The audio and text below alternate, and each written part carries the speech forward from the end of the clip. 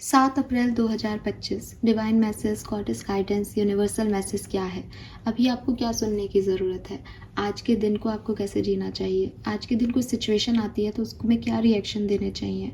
अगर ये गाइडेंस आज के पर्टिकुलर डे के लिए नहीं है तो ये आपकी ओवरऑल एनर्जी के लिए हो सकते हैं, जिससे अभी आप गुजर रहे हैं। उस सिचुएशन में अभी आपको क्या करना चाहिए? So let's start the reading. देखते हैं कि यूनिवर्स आपको क्या गाइडेंस देना चाहता है। कुंभ राशि, ये रीडिंग सभी सन, मून, वीनस, राइजिंग एक्वेरियंस के लिए है जिनका भी सन, मून या लग्न राशि जो है वो कुंभ है, उनके लिए रीडिंग वैलिड रहेगी।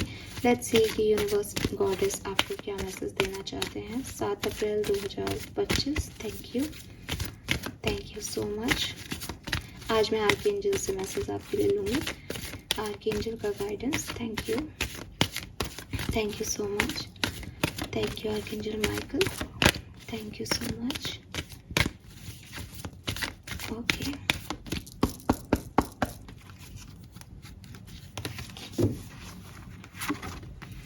we have don't give up on love, all right, and we have take control of your thoughts. Oh my god, it's amazing.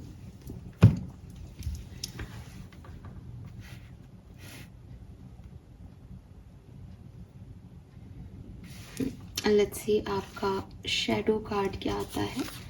आपका अनकॉन्शियस सेल्फ हमें क्या कहना चाहता है इस समय। Thank you so much. Alright, कुंभ राशि, thank you ji. We have self compassion. Oh wow,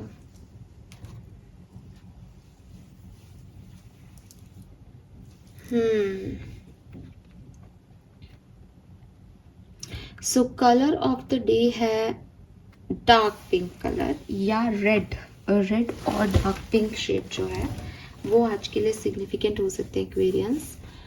कुछ लोगों के लिए मुझे वाइट कलर के साथ काम करना भी बहुत सिग्निफिकेंट लगता है।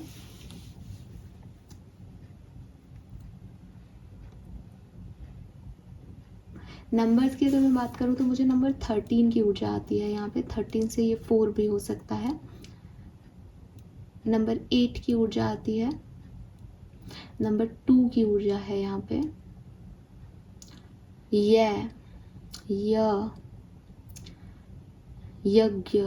यज्ञ वाला ये, तो हिंदी का ये, इससे नाम हो किसी का, ये भी मुझे यहाँ पे चैनल हो रहा है कुछ।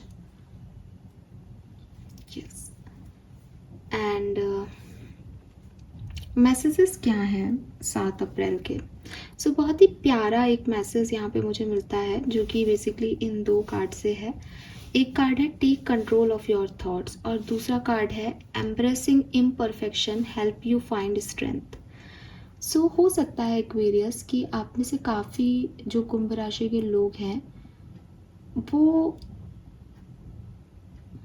ये मानते हैं कि लोग उनसे ज़्यादा बेहतर हैं।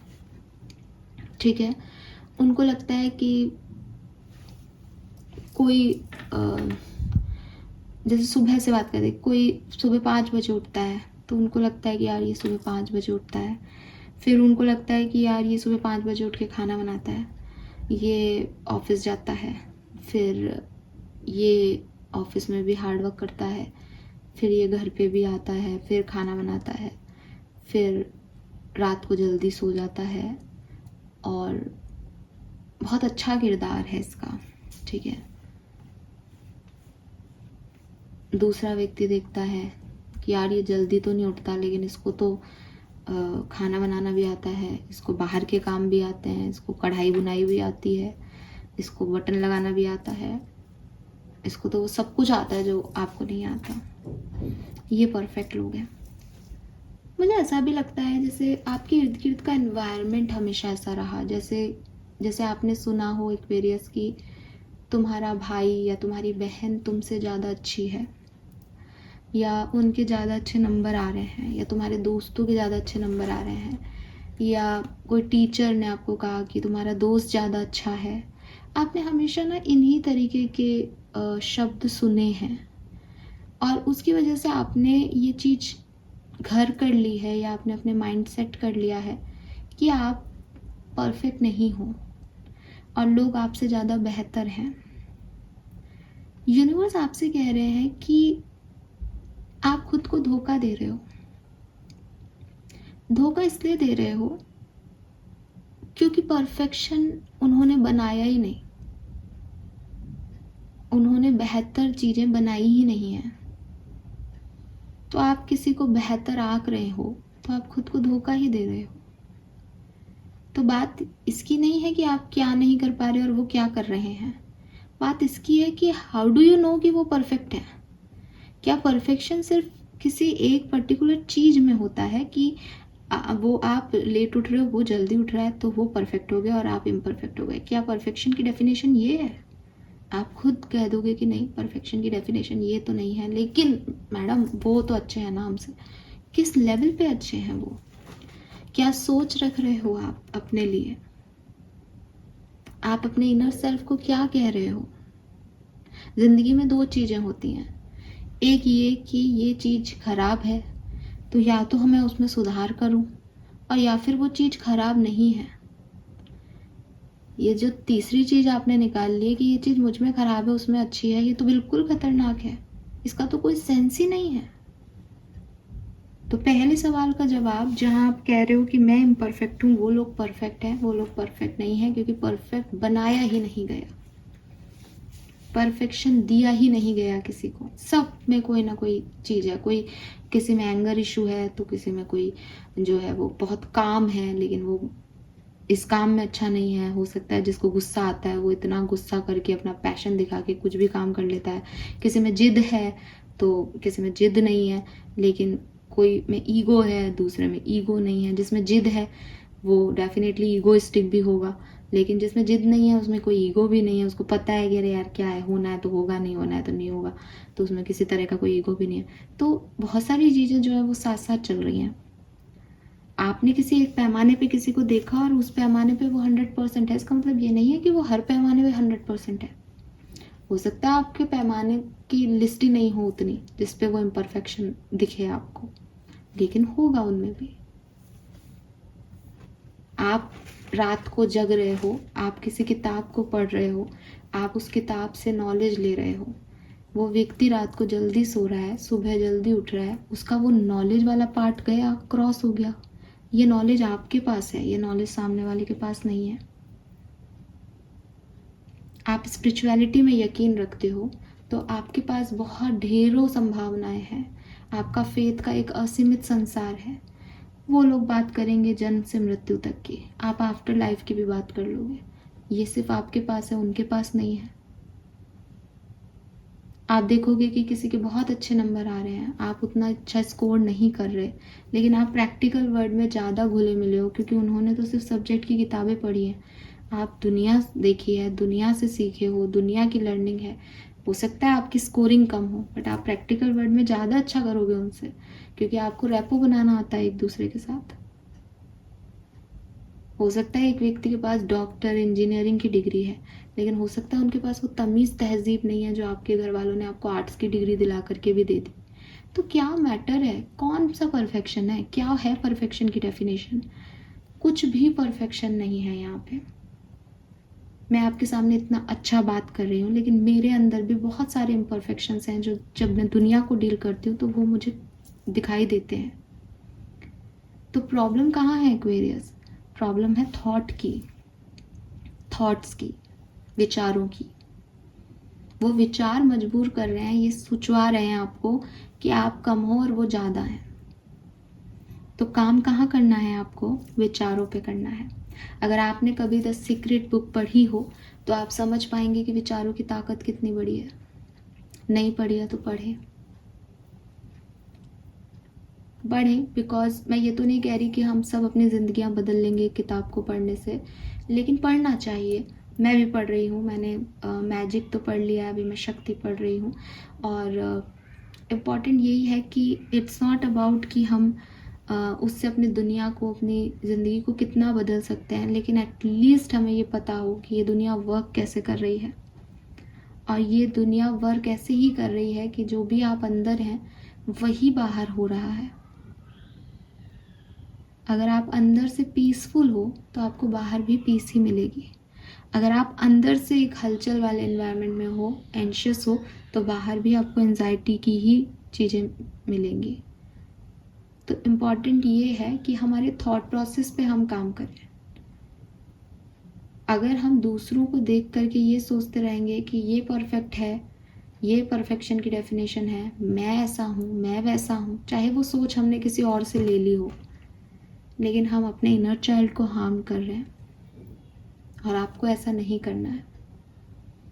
तो थॉट प्रोसेस क्या बदलना चाहिए?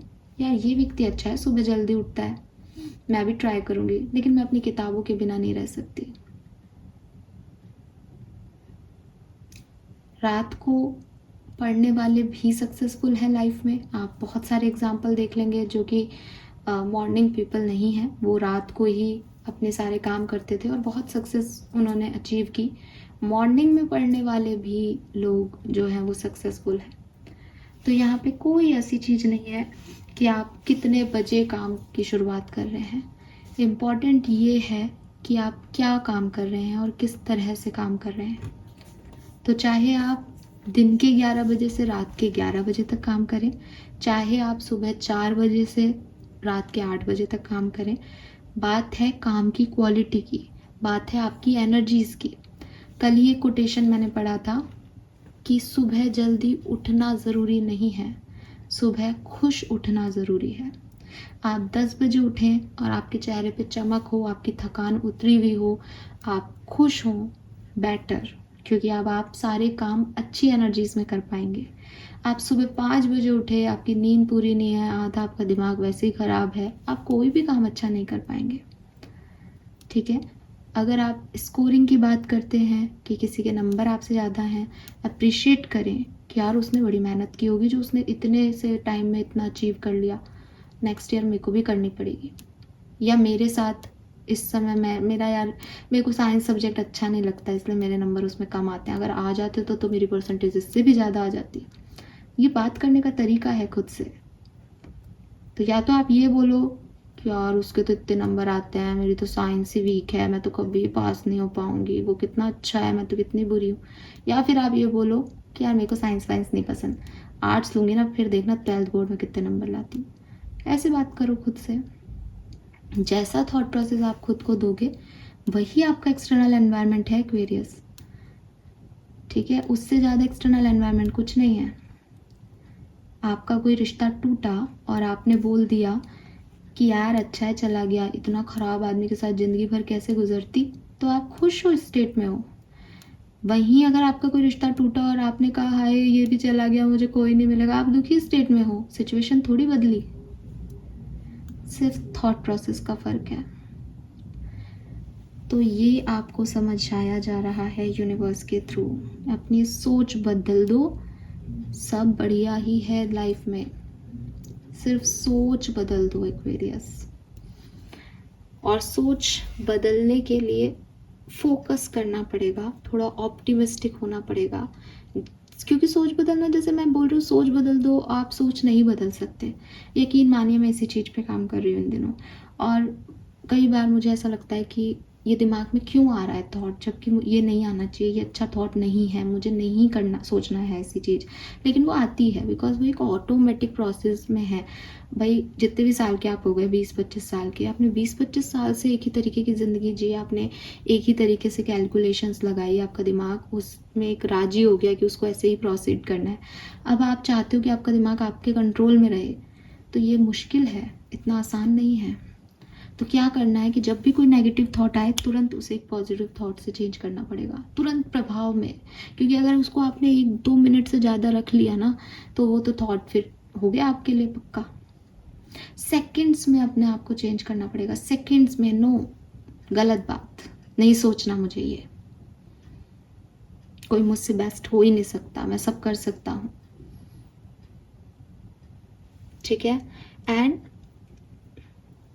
जो भी आपकी इम्परफेक्शंस है ना, जब भी लोगों ने आपको कहा कि तुम यहाँ कमज़ोर हो, तुम यहाँ वीक हो, ये तुम नहीं कर सकते, ठीक है।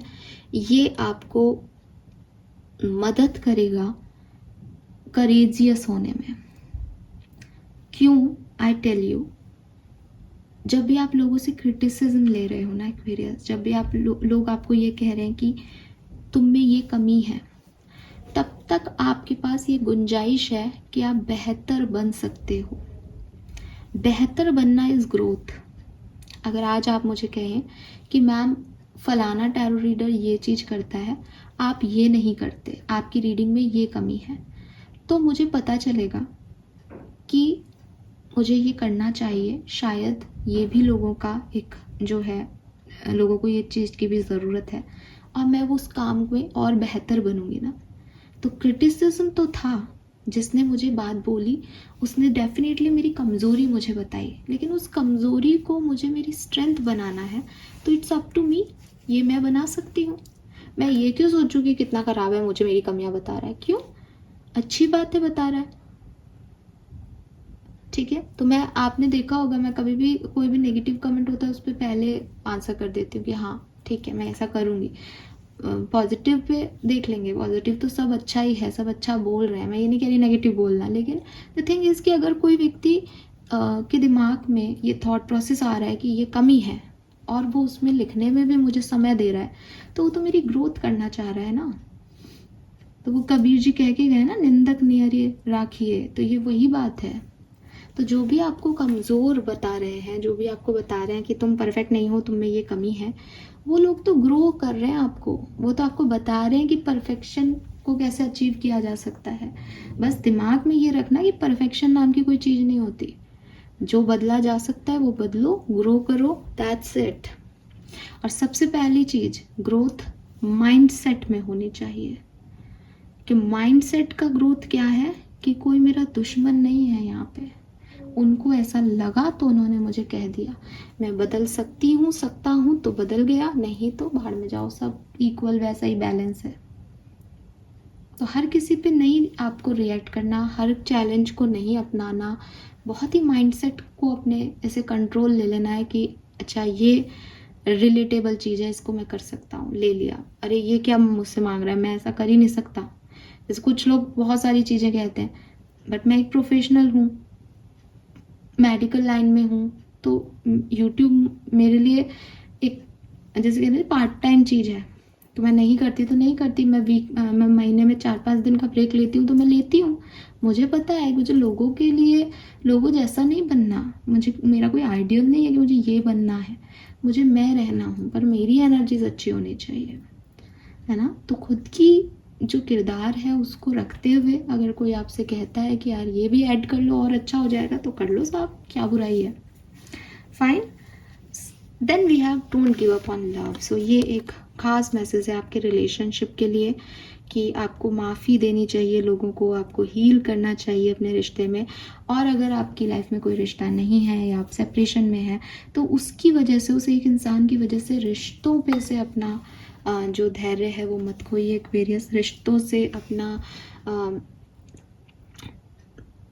रिश्तों पे से अपनी मतलब एक होती है ना कि मुझे पास शब्द ही नहीं आ रहा है यार, क्या हो गया मुझे। सो गिव अप मत करो रिश्तों पे, ठीक है, बेसिकली। एंड फॉरगिवनेस अगर कोई आपसे मान रहा है तो उसको दे दो, बिकॉज माफ़ करना बहुत बड़ी चीज़ होती है। अगेन सेम मैसेज कि no one is perfect Aquarius, ना आप परफेक्ट हो ना सामने वाला परफेक्ट होगा कभी। और आप अगर ये सोचते हो कि नहीं मुझे कोई परफेक्ट पार्टनर मिलेगा, तो वो भी कोई परफेक्शन होता ही नहीं है। यही आपके लिए पहली लाइन मेरे जुबान पे थी। सो रिश्तों को इतना ज़्यादा जो है उसको बर्डन मत लो, जो आ रहा है माफ़ी मांग रहा है माफ़ कर दो, एक्सेप्टेंस दो, ये ऐसे ही चलता रहेगा, लाइफ ऐसे ही चलती रहती है, ठीक है। बट किसी भी बैड एक्सपीरियंस की वजह से प्यार पे से अपना विश्वास खो देना गलत बात है। लेट्स सी कि आपके लिए कर्मा मैसेज क्या है एक्वेरियस।